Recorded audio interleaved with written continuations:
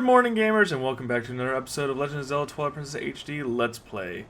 Got a new camera this time around, and let me know how you guys think of it. Okay, alright, let's just get this party started, because the temples in this game, in particular, are a lot longer than like Ocarina of Time, Majora's Mask, or Wind Waker. So this is probably going to be in two parts, unless I decide to just have the whole dungeon in one part. In this case, like, I'd say maybe like 45-50 minutes, so we might do two parts. We'll see.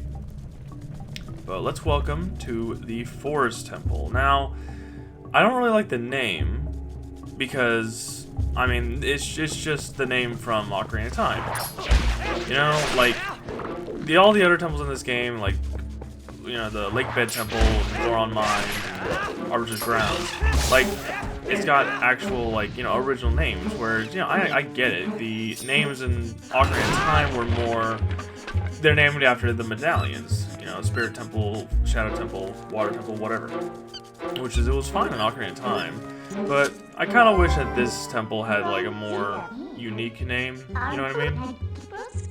Anyway, like the Monkey Temple, because we're going to be dealing with a lot of monkey business in this temple, and spiders. I got arachnophobia, by the way, and there's one spider in this dungeon particularly that I infamously remember, but we'll get to him in a second. This is, like I said, okay. Yeah, I hate spiders. God, when I first played this, like as a freaking little kid, I hated it. But, like I said, like this is kind of like a step up. The game kind of, expects you to play Twilight. No, Twilight Princess is not really your first Zelda game. Like Ocarina of Time before this, there was a poll I saw on like Instagram, where it's like, what would be the best like starting Zelda game? Like to someone who's never played a Zelda game before, what would be the good starting point? And it listed all like the 3 Zelda games. Personally, I started with the collector's edition for the GameCube, which had Ocarina of Time, Majora's Mask, the demo of Wind Waker, and then the 2 NES Zelda titles. I mean, technically, I did. I guess you could say I started with Ocarina of Time, but I would not say Twilight Princess is a good starting point compared to like other games. I would say, yeah, Ocarina of Time is a really good one. Wind Waker, maybe. That's the one my wife started with, actually. Breath of the Wild is also a pretty good one. That's very beginner friendly. I mean, it's difficult too, but I mean, like, you know, the Great Plateau, like, it's a really good. I would say the Great Plateau is like probably the best starting point in any Zelda game. I think I may have mentioned that in the early episodes of this, but in terms of like first dungeon that any person should ever like complete in a Zelda game, this I would not recommend, because it's like a step up from like the Great Deku Tree and all its thickness. But like, yeah, this is kind of like a step up from like the Great Deku Tree and Woodfall Temple. Woodfall Temple is definitely a step up.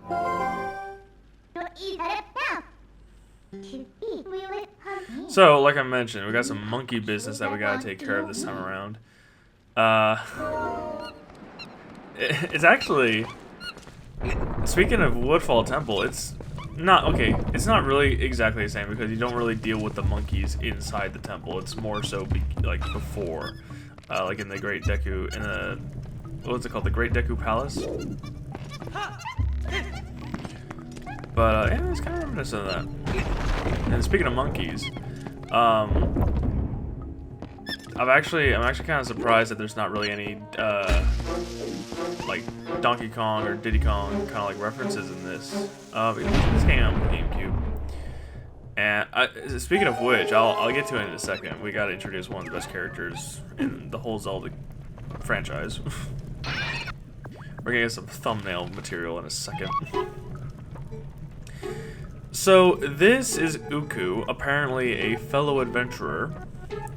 And I don't know what this thing is supposed to be. Apparently, there was concept art of like these bird like warriors, kind of like the Rito. But I guess they changed it for these things. That face says it all. Oh yeah. But it's basically just Feora's wind from Ocarina of Time. That's literally it. But no, there's this channel on YouTube called, I mean, you probably heard of them, called Zelda Universe, and they did a complete dubbing of all the Twilight Princess cutscenes, fully voice acted, and they added like gameplay footage and all that kind of stuff into the dungeon, into the game. But speaking of which, this particular enemy is called a pygmy scutula. And this guy terrified me as a kid because I hate how it's just dangling there. However, it's weird.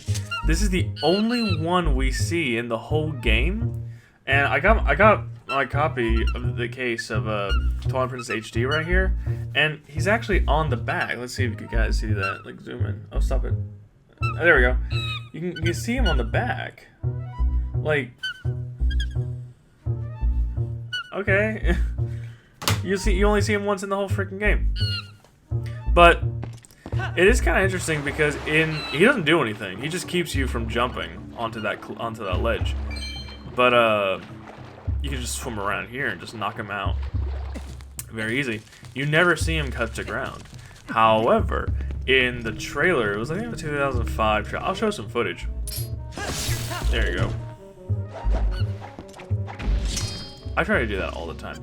I'll show some footage right here of the original trailer, like 2005, 2004 trailer, had a pygmy scutula crawling on the ground, being able to web Link and like tying him up, and then jumping and like doing the whole re-dead hug thing.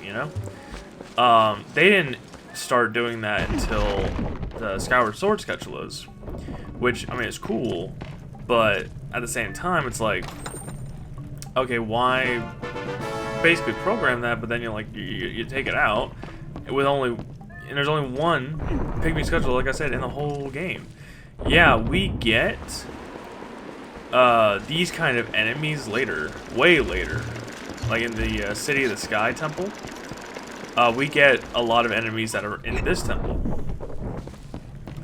I like to think that all these enemies that we killed in this dungeon just went up to heaven, but they kind of got stuck on the way up, and they stopped at the City in the Sky. Little fan theory I got there. But it's funny that we never see that pygmy scutula ever again.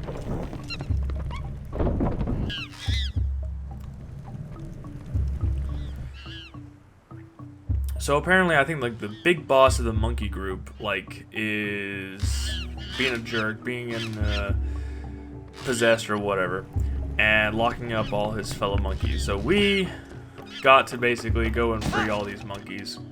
That's kind of the point of this whole dungeon. So, like I said, like very similar to Majora's Mask. You always gotta free monkeys. Like I was saying, like with Zelda Universe, they did a complete redubbing, or not redubbing, but complete voice acting of Twilight Princess, and they did other Zelda games as well. But they add, and they do like kind of like a little montages of dungeons in between the cutscenes. And the music that they got for this dungeon is actually, I believe it's DK64 music. I might be wrong there, but that's kind of funny. You'd expect some kind of like Donkey Kong kind of reference in this game.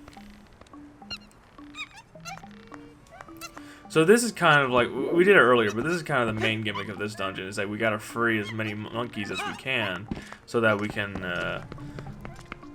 swing across these gaps fairly easily. And notice how there's vines here that don't really lead to anything. Little thing is that if you wanted to come back to this dungeon to complete anything, any like thing that you may have missed the first time around, or you would need an item from the outside that you need to come back in here to complete like a puzzle or something like that. The monkeys are gone. Did we already come through here? Yeah, we did. The monkeys are gone. So I guess the developers went back and like, it's like okay, what would you need? Hang on. There's actually one puzzle that we actually need to complete right now. But you know, if you come back to complete a puzzle that you need to swing across a gap like that, but there's no monkeys left, and you'd be stuck. So they have vines, not like that one, but they have vines placed kind of randomly. However, if you would have to come back after you get the claw shot, because the claw shot would allow you to grab onto those vines and not get stuck. Now, if you were to come back here and did not have the claw shot, well, okay, so this is new for the HD version. There we go. You get basically the entire Hylian alphabet. Let's show that off real quick. These were obviously for, I believe it was like Wii U, the Wii U chat. I forgot what it's called. But, you can see like that post button down there. I think I'm covering it actually. There we go. So, yeah, these stamps you can collect throughout the entire game.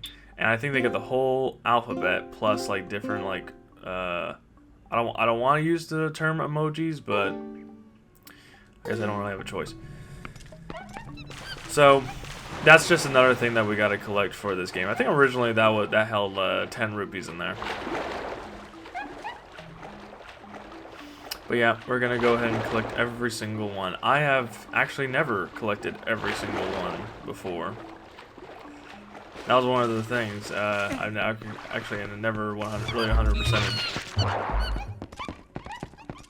Now I did get all the heart pieces in the HD version because they actually do change some of the chests. Now you know some of them have heart pieces and now some of them have the stamps. So what are you gonna do? I've been playing this game for years and years.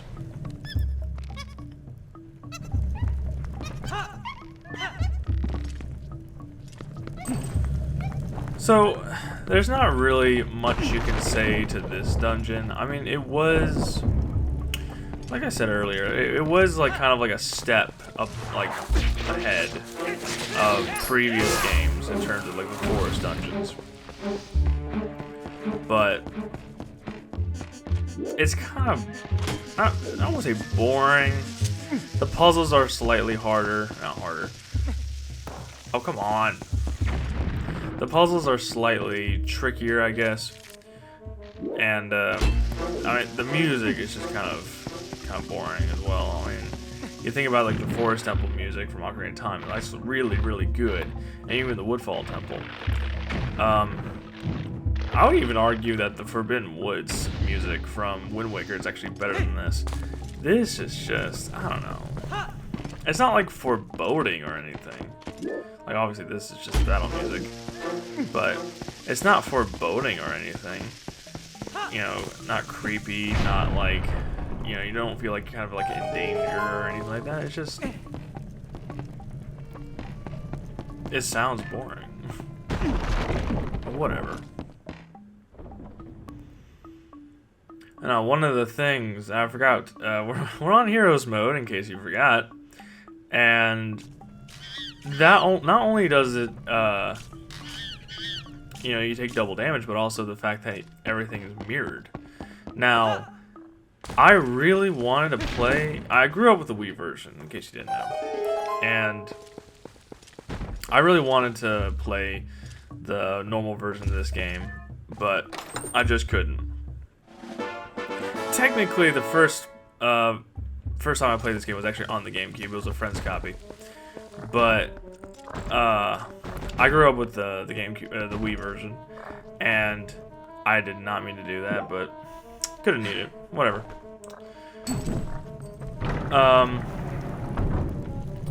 Not only do you not take double damage, but it's also completely mirrored. And growing up with the Wii version, which is the mirrored version, it just made it easier to play this version on Heroes mode, just because, you know, it's muscle memory. Now, I don't know why they did that. Oh gosh. Yeah, made the Wii version like completely mirrored. I think it was like some kind of like the excuse or reasoning that they had was that more people are right-handed, so they changed it. I don't use that. I'm gonna use that from now on. But it just kind of like gives okay, so if Link is right-handed in the Wii version, the Heroes Mode version of the Twilight Princess, then why is he right-handed in Breath of the Wild? You know, there's no reason to have him right-handed in Breath of the Wild. Come on.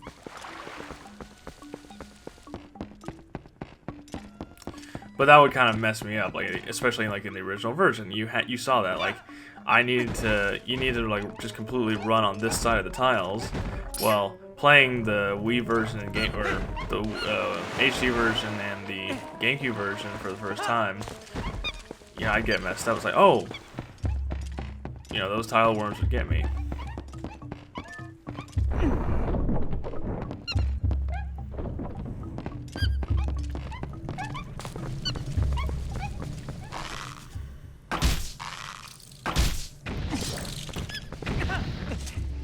I didn't know that. The monkey celebrates every time you successfully kill some enemies. I'm not go through that yet. I want to take care of this like down there. Excuse me, Deku-like down here. Ooh, up. Okay, that works too. I wonder if I'm gonna get damaged by the bomb blast.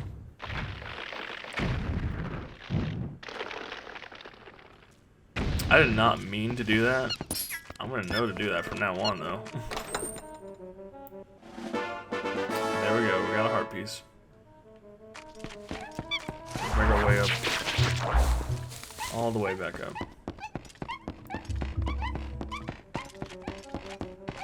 Was it just right here? What's over there? Did we come to there? Yeah. And we're not gonna make that. No.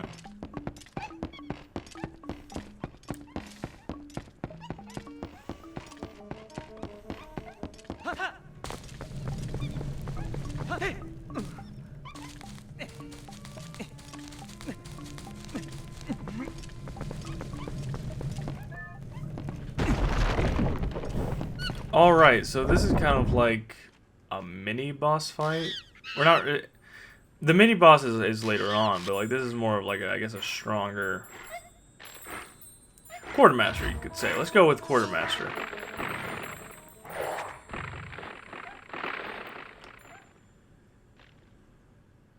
I believe this guy's name is the... I think it's literally just called Big Bubba. Or a, or Big Baba, or something like that. I don't know.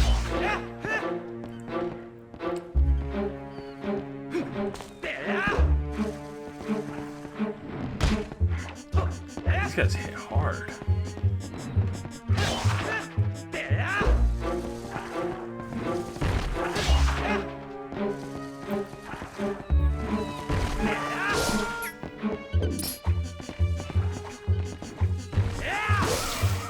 Alright. And now we gotta throw a bomb into there, kind of like basketball. And it's kind of funny. I think it started with Wind Waker that there are some times where Link has to basically play basketball with bombs. And they even carry that into Skyward Sword. That was a horrible throw. They even carry that into Skyward Sword.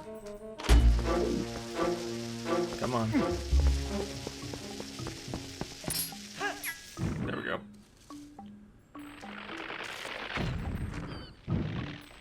Notice how he ate the key, but then as soon as he explodes, the key is all nice and shiny. Like, you'd think there would be some kind of like gunk or slime on it, but then as soon as Link picks it up, it's all gray and whatnot. Alright, let's rescue this monkey, and I believe we're pretty close to fighting the actual mini-boss of this game, or this dungeon. Okay.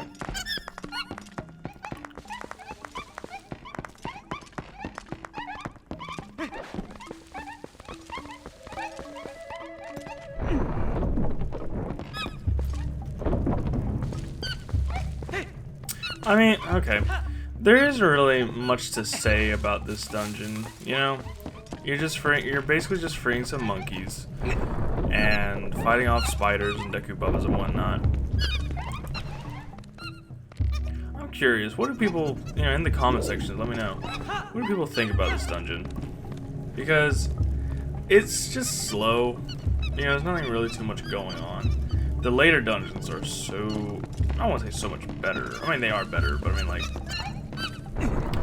this one's just very, very forgettable because it's just kind of boring. But it does kind of have one of the best mini bosses in the game. And there we go.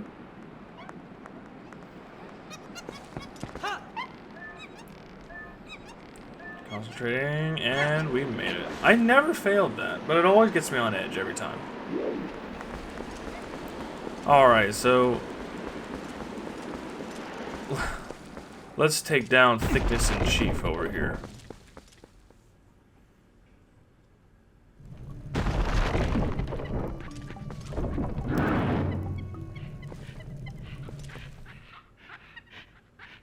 Great shot.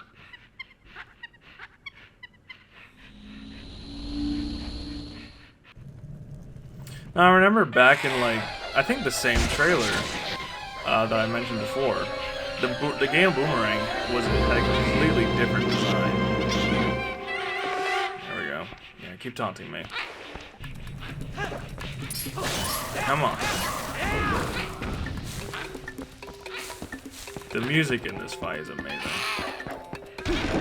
Boom. Alright, time to smack some ass.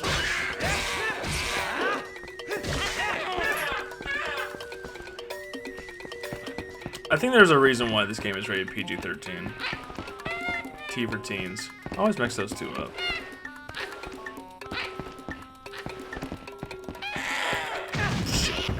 I'm on Heroes mode. Gotta remember that.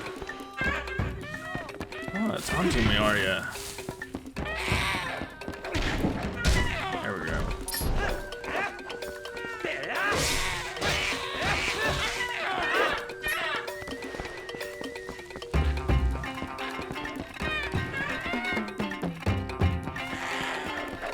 If you guys ever get a chance, listen to the ZREO version of this song. It's freaking great. It sounds like a party.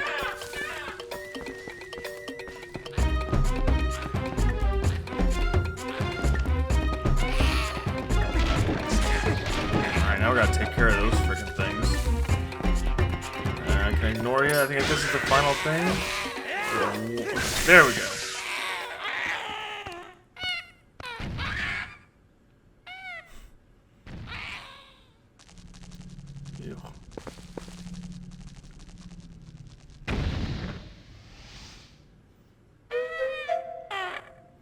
Oh god.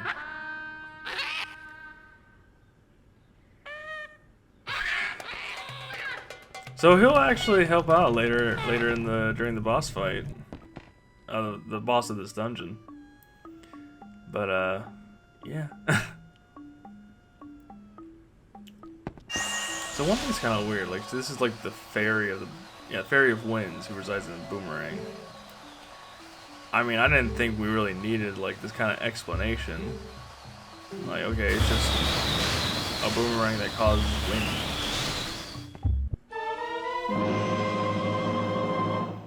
But the boomerang's pretty cool. I mean, it's basically the same as if you played in Wind Waker.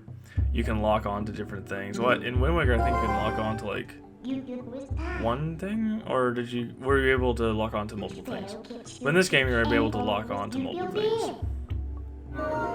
And there's some, not really wind puzzles, but like you see all these like patches of dead leaves on the ground. Let's see real quick. Yeah. You see all like the dead leaves on the ground, you can just, there you go. And there might be stuff hidden underneath. There's, I know, a one puzzle way later, but at the end of the game. What do you want? I just did it. Yeah, I know, I just did that. There's a puzzle way later on, near the end of the game, that you need to like knock up some grass to reveal like basically the entrance to a secret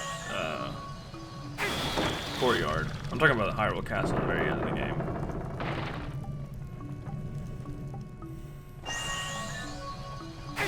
And 3's charm. We're all good. Alrighty, well, that's gonna do it for today's episode, guys. We're halfway through this dungeon. We just beat the mid-boss, and we got the Gale Boomerang, one of our main weapons, main items. So, if you guys like the video, go ahead and drop a like. If you guys want to comment on the video, please. I want you guys to know, like, what are your thoughts on this dungeon? What are your guys' like thoughts on like first dungeons in the Zelda series in general? And I'll see you guys in the next episode. Okay? Good night, gamers.